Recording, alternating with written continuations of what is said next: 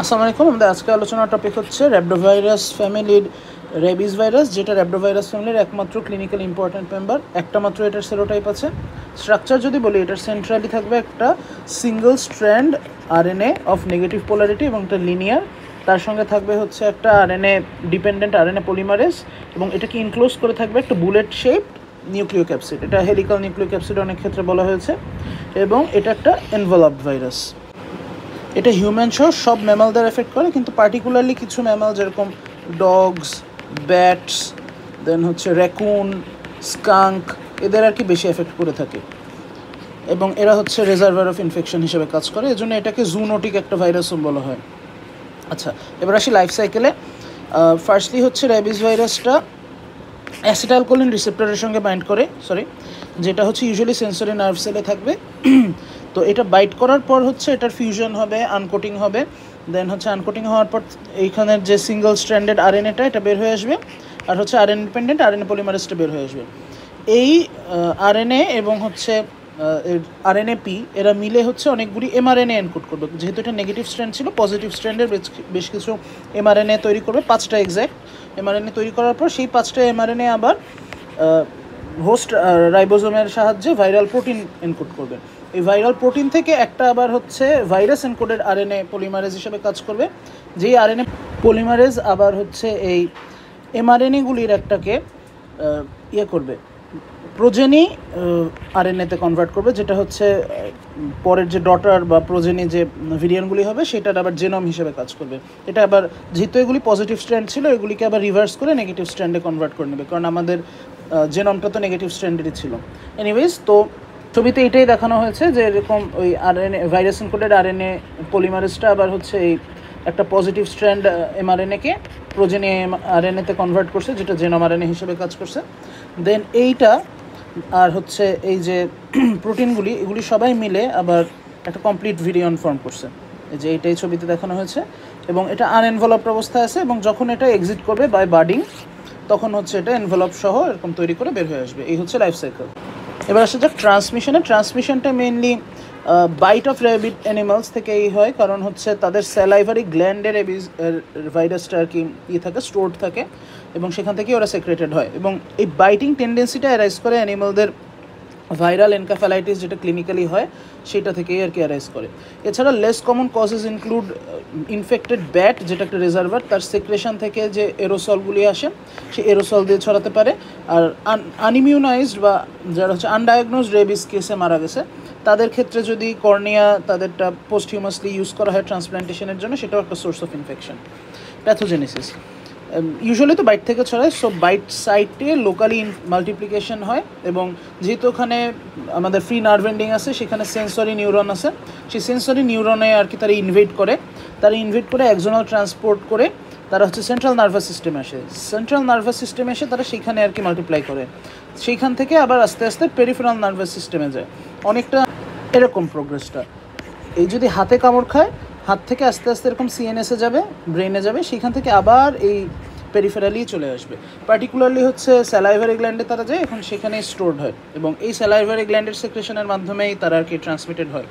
এখন এখান থেকে আমি যে কথাগুলি একটু অ্যাড করতে চাই, এই এক্সোনাল ট্রান্সপোর্টের কারণে এখানে কোনো ইমিউন রেসপন্স হয় না এবং কোনো ভাইরেমিক স্টেজ হয় না, ভাইরাস কখনো ব্লাড স্ট্রিমে আসে না। আর সিএনএসটাই ইনফেকশনের জন্যই এনকেফ্যালাইটিসটা ডেভেলপ করে, কারণ এখানে হচ্ছে নিউরোনাল ডেথ হয় এবং ডিমাইলিনেশন অফ নিউরন হয়। আচ্ছা, এবার আসি আমরা ক্লিনিক্যাল ফিচার্সে।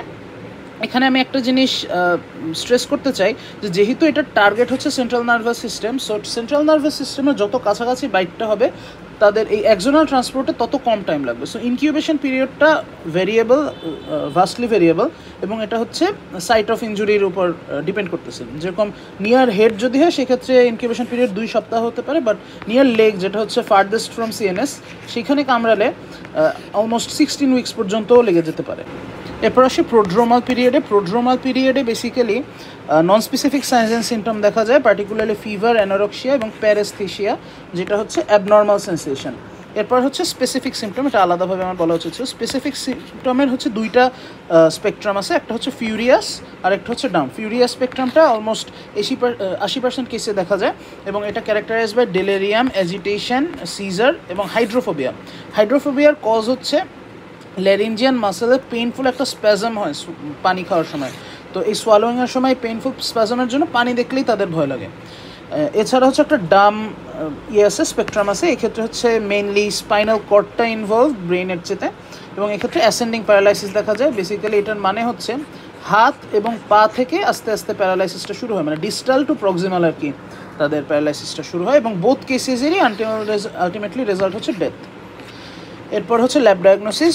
এক্ষেত্রে স্পেসিমেন আমরা ইউজুয়ালি বায়োপসির জন্য যেটা নেই সেটা হচ্ছে যে আমাদের এটা যদি নেক হয়, এই হেয়ারলাইনের যে নেকটা, এই নেকের স্কিনটা থেকে আমরা নেই, একটা বায়োপসি স্পেসিমেন নেই। তাছাড়া স্যালাইভা, স্পাইনাল ফ্লুইড, দেন হচ্ছে কর্নিয়াল স্ক্র্যাপিং বা অটোপসি স্পেসিমেন, এটা মাইক্রোস্কোপির জন্য আর কি ইন্ডিকেটেড, অথবা ব্রেন টিস্যু, এগুলি আর কি আমরা স্পেসিমেন হিসাবে নিতে পারি।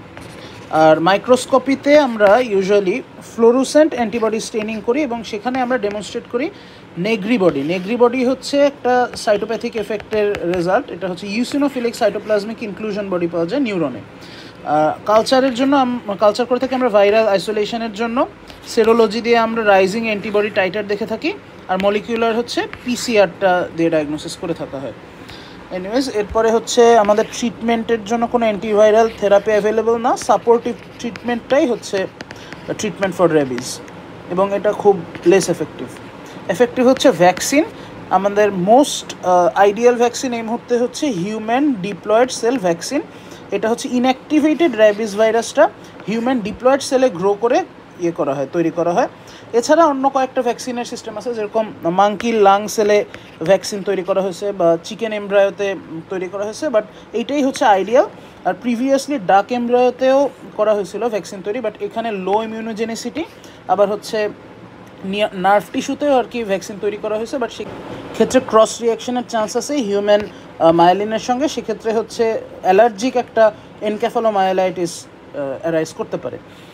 এছাড়া ভ্যাকসিনের যে ডোজেজটা, এটা প্রি এক্সপোজার পোস্ট এক্সপোজার দুইটা ভাগে ভাগ করা হয়। যে অনেক ক্ষেত্রে হচ্ছে হাই রিস্ক যে গ্রুপরা, তাদের ক্ষেত্রে এক্সপোজারের আগেই একটা ভ্যাকসিন দেওয়া হয়, সেটা হচ্ছে প্রি এক্সপোজার। এখানে 3টা ডোজ দেওয়া হয়, 0, 7, আর একটা হচ্ছে 21 নম্বর দিন বা 28 নম্বর দিনে, এবং একটা অ্যাজ নিডেড বুস্টার দেওয়া হয়। এটা হচ্ছে অ্যান্টিবডি টাইটার অফ 1:5 মেনটেন করার জন্য।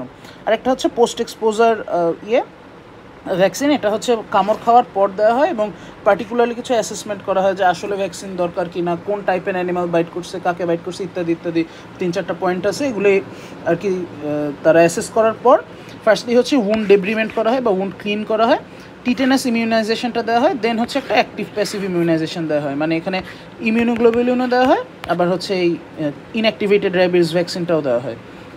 তো এই ক্ষেত্রে ডোজেজ স্কেডিউলটা হচ্ছে যেটা অ্যাক্টিভ ইমিউনাইজেশন বা HDCV ভ্যাকসিন দিয়ে দেওয়া হচ্ছে। এটা 5টা ডোজ, 0, 3, 7, 14 এবং 28, এই 5টা ডোজ দেওয়া হয়। আর যেটা হচ্ছে র্যাবিস ইমিউনোগ্লোবুলিন, এটা হচ্ছে ওয়ান্স উইথ ফার্স্ট ডোজ, এটা at the bite site maximum আর কি ইনজেক্ট করা হয়, এবং যেটুকু আর কি বাকি থাকবে, পুরাটা যদি পসিবল না হয়, বাকিটা হচ্ছে ইন্ট্রামাসকুলারলি অন্য কোনো সাইটে দেওয়া হয়। এবং কশন শুড বি টেকেন যে HDCV এবং র্যাবিস ইমিউনোগ্লোবুলিন যেটা, এইটা হচ্ছে একই সাইটে দেওয়া যাবে না, কারণ হচ্ছে এক্ষেত্রে নিউট্রালাইজেশন হতে পারে ভ্যাকসিন এবং RIG রিয়াকশনের মাধ্যমে, কারণ এখানে হচ্ছে র্যাবিস অ্যান্টিজেন আছে, এখানে ইমিউনোগ্লোবুলিন আছে। তো দুইটার কাজ কাউন্টারঅ্যাক্ট করে আলটিমেটলি জিনিসটাকে ইনঅ্যাক্টিভেট করে ফেলতে পারে। তো র্যাবিস নিয়ে that's more or less it.